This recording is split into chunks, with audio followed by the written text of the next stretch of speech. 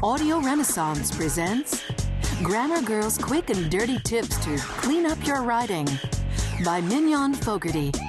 Read by the author. Introduction. I'm Mignon Fogarty, the author of Grammar Girl's Quick and Dirty Tips to Clean Up Your Writing. Add shine to your image at work, school, and home. This book came about because I produce an internet audio program, a podcast about language. I've been a writer for more than 15 years, and I love helping people write with confidence and providing memory tricks that make writing easier.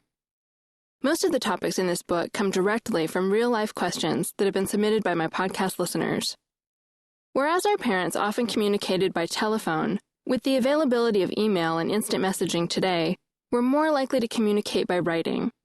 That's why it's more important than ever to clean up your writing. It only takes a few email blunders to ruin your reputation at work if you have a grammar stickler for a boss or a colleague who cares about language. If you're a parent, it's also important that you give your children a good foundation for the writing-intensive world that awaits them.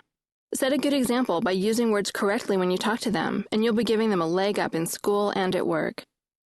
An important note is that this is not a comprehensive writing guide. This book contains a selection of interesting topics, and I've attempted to include many of the most common problems that clutter up people's writing. Everyone should have a dictionary, and most casual writers would also benefit from owning a style guide or a grammar handbook.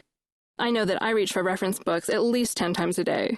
But if the explanations and memory tricks in this book help you remember the 24 rules that follow, then you'll be able to avoid the common blotches, save your mental energy for the truly difficult questions in life, and shine at work, school, or home. Part 1. Dirty Words.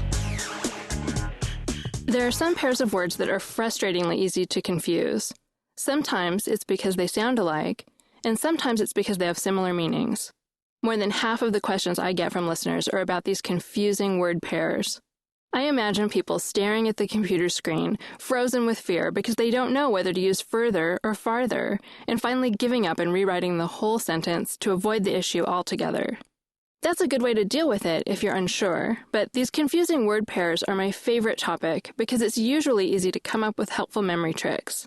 And once you know the right words, you can just say what you want to say instead of going through the contortions to avoid making a choice.